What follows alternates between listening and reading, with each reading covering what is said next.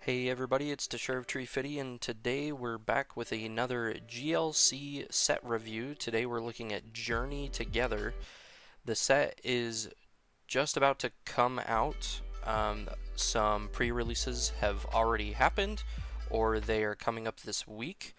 So this is a great list to look at to look for cards in your pre-release kits that may not actually be bulk. They might be staples in your GLC decks. So, like always, we will rank things 1 through 5, 5 being the best. If there is not a card on here that, or if there is a card here that I don't review, please make sure to leave that card in the comments and we can talk about it there. And then at the very end, as always, I will rank the current types in GLC in my opinion. So let's get started. First up, we have this Butterfree. For a single energy, 60 damage, 60 times. You flip 4 coins. It does 60 for each heads. If 2 or more are heads, then your opponent's active Pokemon is paralyzed. So average, right, you're hitting 120 and they're paralyzed. So that is pretty interesting.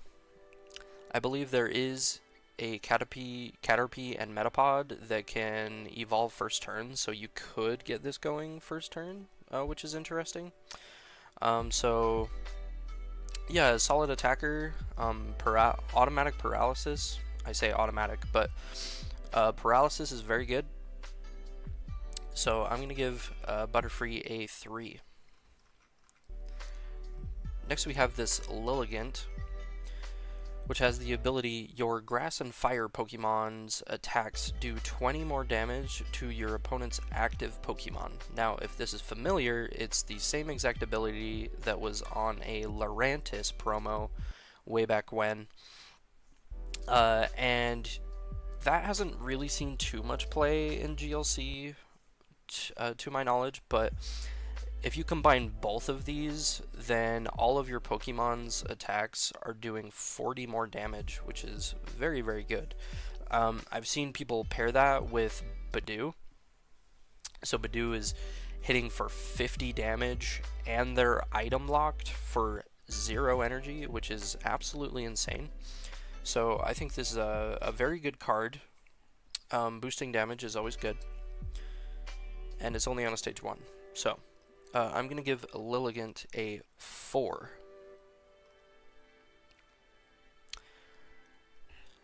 Then we have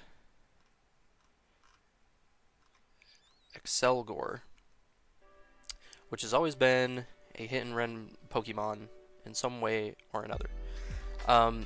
But for 2 energy, it does 70 damage. You could boost this with your Lilligant or Lurantis.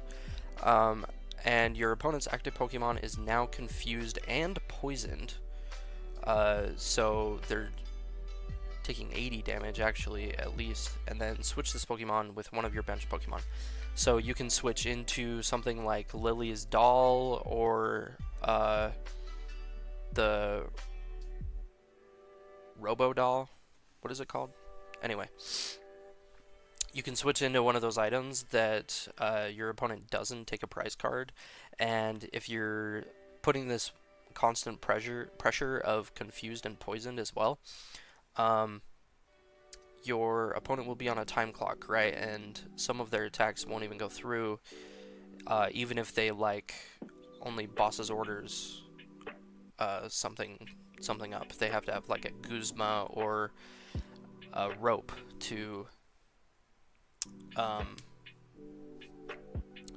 get rid of that confusion. So in a more low to the ground, like hit and run style deck, then I think Excelgor excels. Sorry. I'm gonna give Excelgor a 3. just a pretty solid attacker. That's going to do it for grass.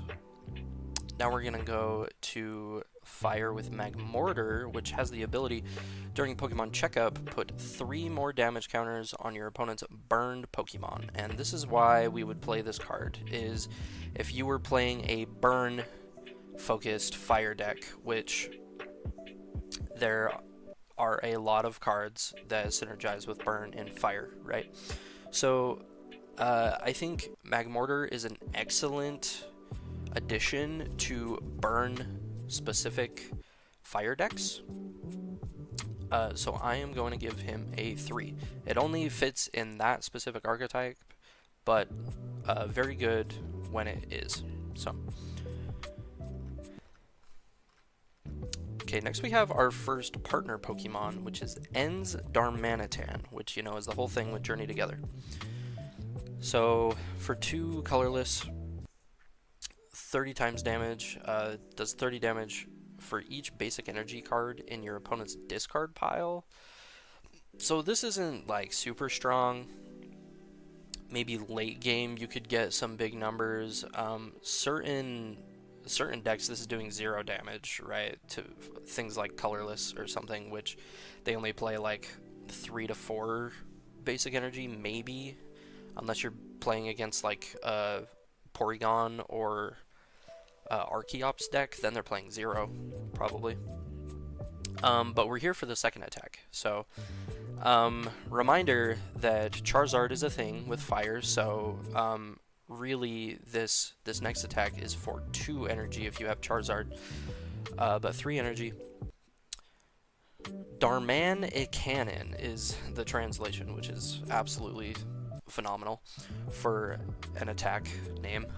90 damage, discard all energy from this Pokemon, and it also does 90 damage to one of your opponent's bench Pokemon. So we've, over the past couple of sets, we've seen more and more like spread sort of chip damage with fire types, and I think this is a very good addition to that kind of deck where we're trying to take multiple KOs on different Pokemon. So I actually think Ens Darmanitan in a spread fire deck is actually really good.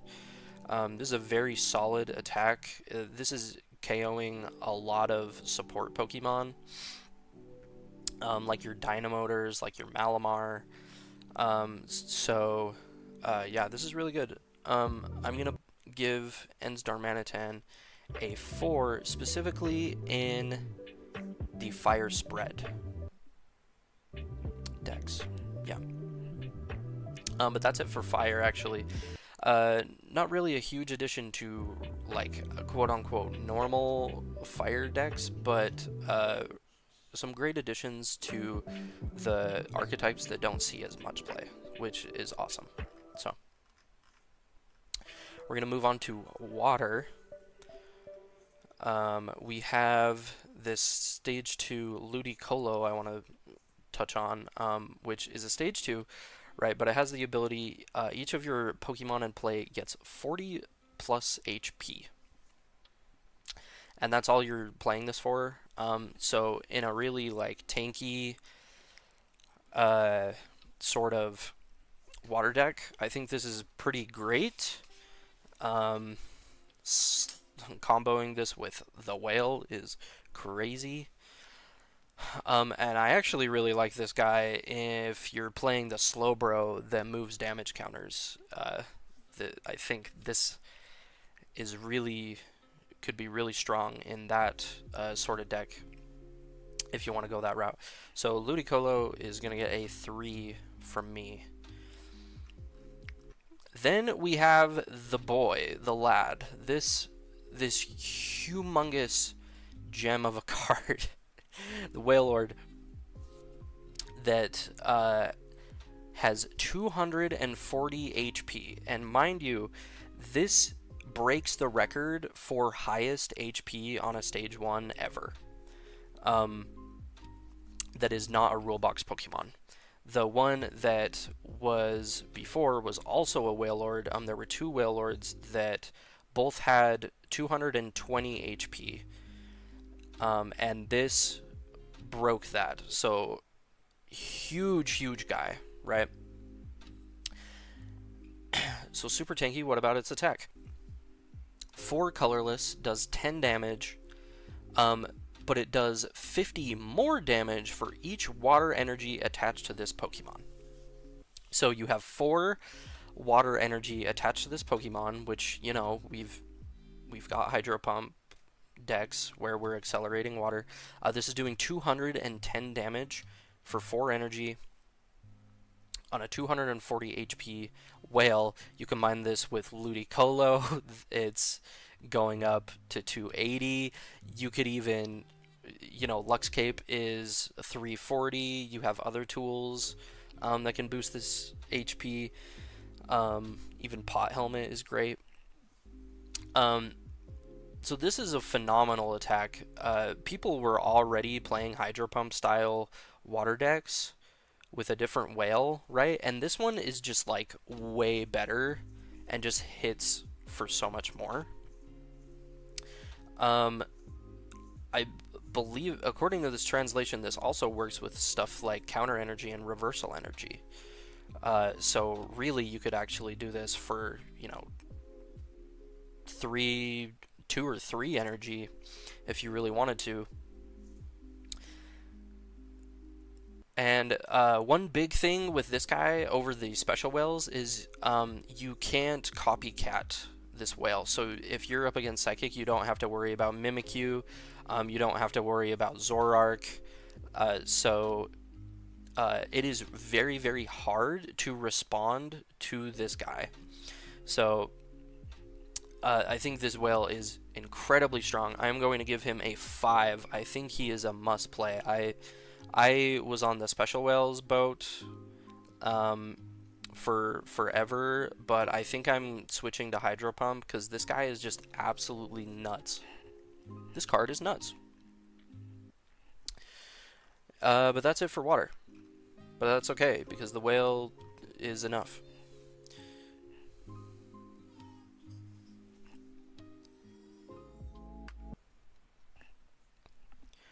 So we have En's Joltik here next, which is a 40 HP basic.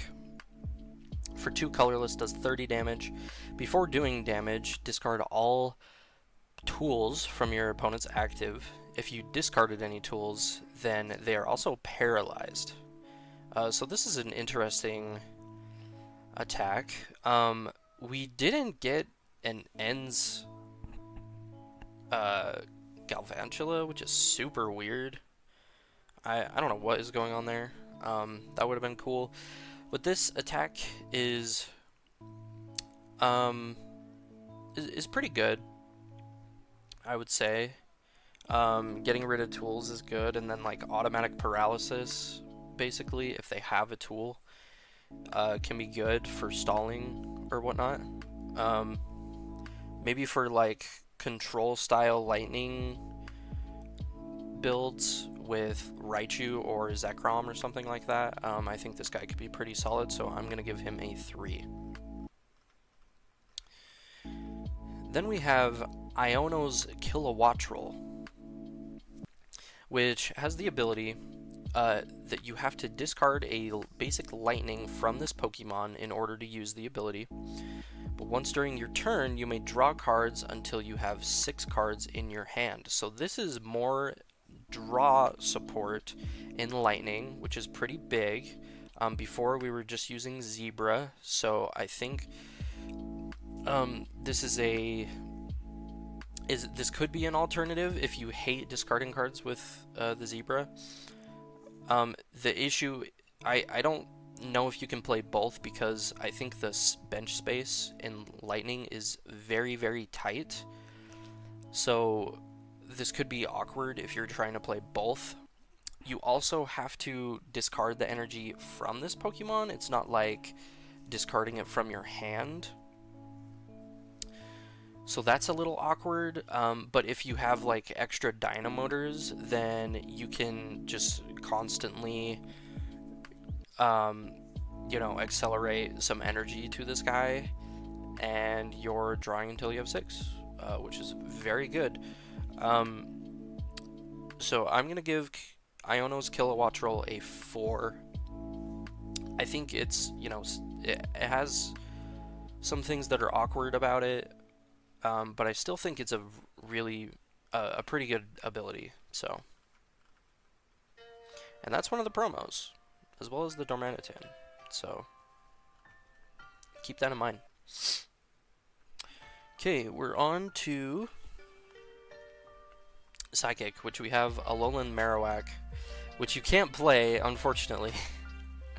But it has an attack for a single energy, 30 damage, and if any of your Pokemon were knocked out by damage last turn, this does 90 more. So it's a revenge attack for 120 on a stage 1 single energy, so pretty solid.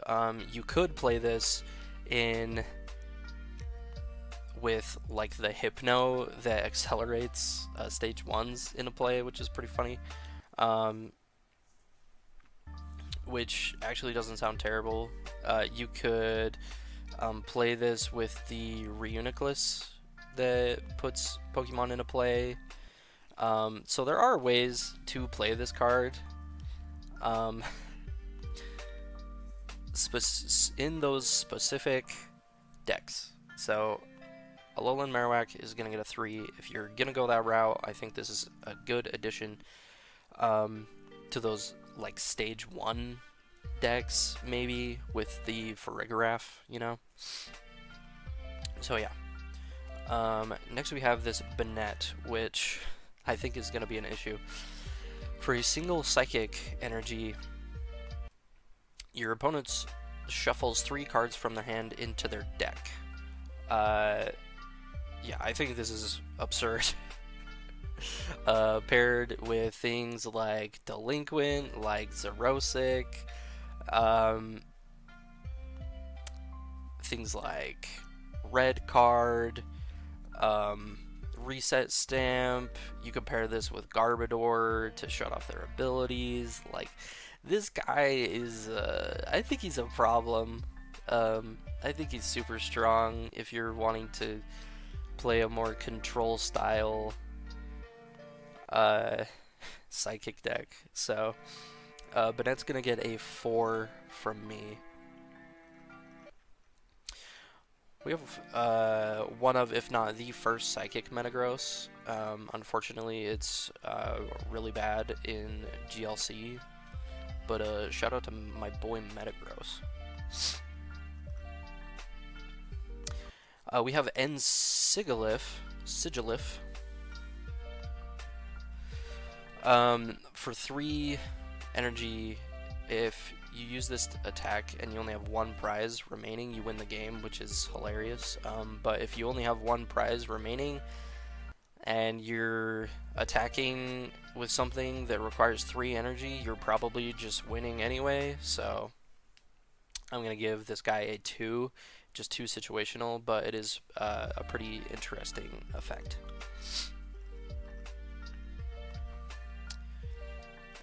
Lily's Rabambi is really bad,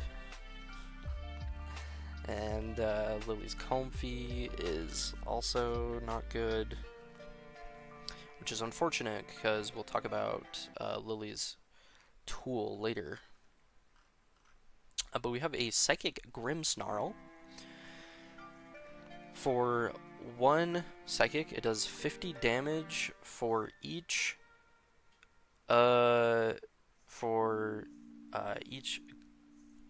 colorless symbol in your opponent's active Pokemon's retreat cost.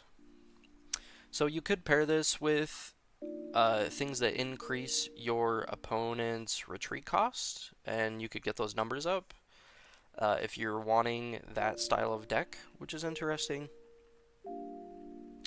But I think most of the time, if you don't have those cards, this is doing maybe like 100 damage.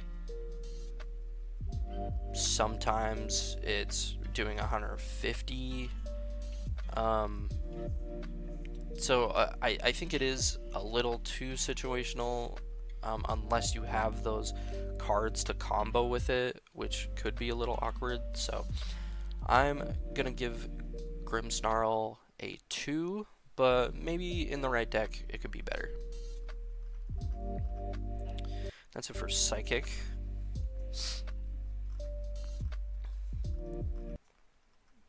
We have an interesting Lycanroc, which has the ability, when you play this from your hand to evolve, you may attach up to 2 Spike Energy from your discard pile to this Pokemon, which in GLC you're only attaching 1 Spike Energy, and we'll get to that later. But it has the attack for 3 colorless, does 40 damage, and it does 40 more damage for each damage counter on your opponent's active Pokemon. So I think this could be pretty good in maybe like a spread Psychic deck, where this can just like clean up anything, really. You have a lot of cards that could spread like 20-30 damage, right? And then this thing is swinging for like 160 on an already damaged thing, so I think this is pretty good. And then it has like a little bit of acceleration. You do have to get that Spike Energy into the discard,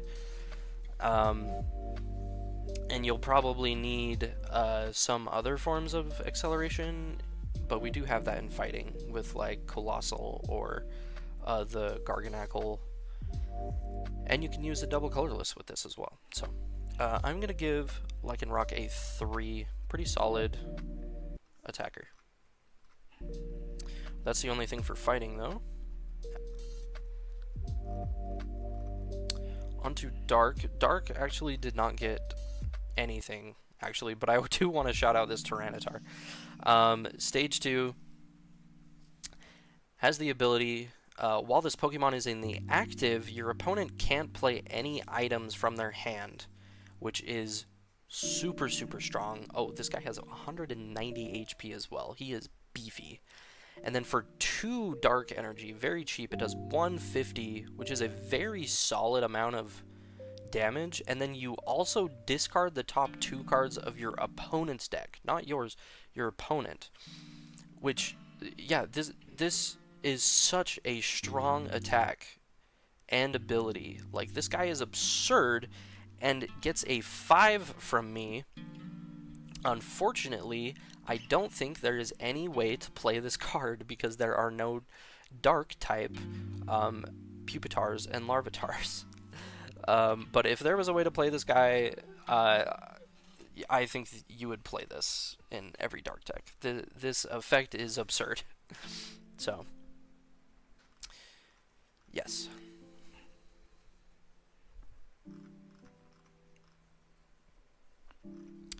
Let's see. We have a new Magearna, which, as long as this is in the active, when you attach an energy from your hand to one of your Pokemon, heal 90 from that Pokemon.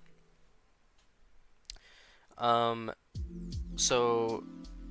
then an attack for 1 colorless does 20 damage, and you draw 2 cards. So it's like Filch, but better, right? And sometimes you use Filch, and it can get you out of binds, so it's actually not terrible. The ability, I think, is very strong if you pair this in a very tanky metal build. Just keep your guys really, really healed up, really hard to knock out. And you can like promote this guy, heal some damage, and then retreat with it with like a U-turn board or something. You can play things like Switch, Rope, whatnot to like get this guy to the active even if something wasn't KO'd. So Magearna, I think, is a solid 3 in a very tanky style of metal build. And that's it for metal, actually. We do have one new dragon type that I will touch on. Ends Reshiram. For a fire and lightning, does 20 damage, and it does 20 damage for each damage counter on this Pokemon. So you could pair this with Lux Cape. It could be pretty good if you can tank a hit, but I don't love that.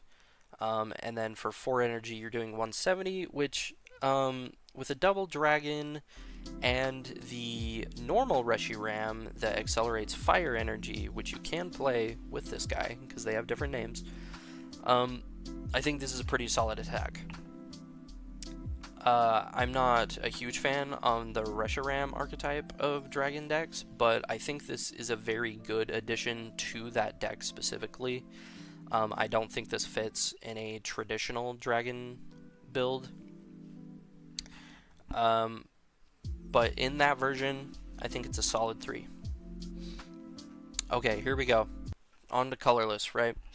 Colorless is broken, and we got some stuff to break it even more. Here we go. Hop Snorlax, which you can play with the other broken Snorlax, mind you. You don't have to choose between them. Has the ability, Big Belly, the attacks of Hop's Pokemon do 30 more damage to your opponent's active Pokemon. Great.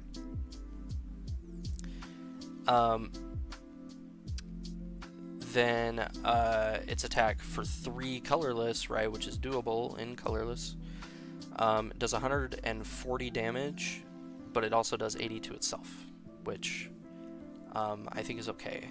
I think this is, if this ability stacks with its own attack, then it's doing 170 actually for 3, which is very, very good. And you're going to see that this pairs very well with other Pokemon. So, I'm going to give Hop Snorlax a 4. Very, very solid.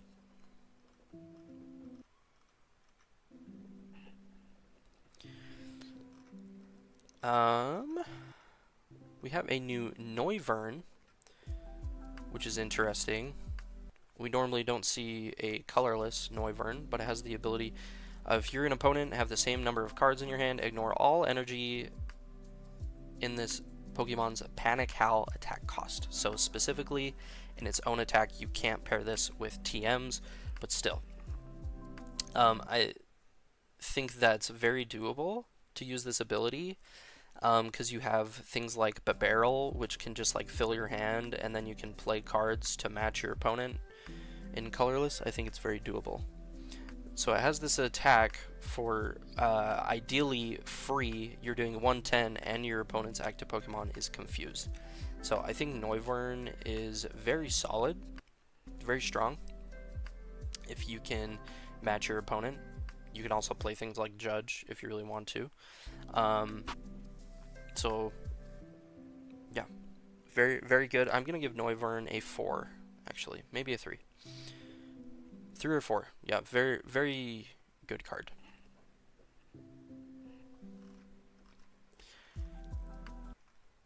Okay, next we have Hop's Dubwool, Stage 1, and when you play this Pokemon from your hand to evolve one of your Pokemon, you may switch in one of your opponent's bench Pokemon to the active spot. So it is a free Gust, right? And then its attack, 80 damage, but if you have Snorlax, then it's 110 for 3 energy, right? So that is actually pretty good. You can boost this even further with powerful colorless energy, Muscle Band, and yeah. So I think this guy is also really solid. I'm gonna give Dubwool a 3. And we're still not done with colorless, or Hop's Pokemon for that matter. We saved the best for last. Hop's Cramorant, for a single colorless energy, does 120 damage. If your opponent, but to use this, your opponent has to have exactly 3 or 4 prize cards remaining. But 120 for a single energy that is easily boostable. This card is absolutely insane. Like with the Snorlax, it's 150 for a single energy on a basic that you can use 2 turns in a row. I think this guy is absurdly broken. Cram is going to get a 5 from me. And that's going to do it for the Pokemon. We're on to trainers, which has all of these black belts practice, which are useless in GLC. You do have Billy and Onair,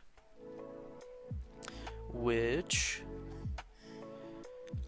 you draw 2 cards. If you have 10 or more cards in your hand, draw 2 more cards. This condition is very, very difficult to pull off. I don't see you ever playing this. I'm going to give it a 1. We do have Brock's Scouting, where you choose one, search your deck for 2 basic Pokemon, and put them into your hand, or search for an evolution Pokemon. So you already have things like Buddy Poffin and like Evo Incense. It is a little nice to have the versatility on this. So in certain decks where you really need to set up a lot of things, I actually think this could be good just to have that flexible search. So I'm going to give Brock Scouting a 3, maybe a 2, a very low 3. Now I'm going to give it a 2. I think it's a little situational. It does fit in certain decks, I will say that. I don't think it's the worst supporter. Okay. We have Hop's Bag, which is, oh, it's so dumb. So if you thought the colorless Pokemon were broken already, we have this item where you search your deck for up to 2 basic Hops Pokemon and put them onto your bench. So yeah, it's like Buddy Poffin, another one specifically for your Hop Pokemon, which is just so strong, right? And you can, you know, grab this with like Arvin or something. So Hop's Back is going to get a 5 from me. This is such a strong item. And then Hop's Choice Band is a tool that only works with Hop's Pokemon, obviously. But the attacks of those Pokemon cost 1 energy less, and they do 30 more damage. This card is also broken. So your Snorlax is suddenly attacking for 2 energy, doing 100, actually 200 damage for 2 energy, 80 to itself. Your Cramorant is attacking for free and doing 180 damage. The Dubwool is doing,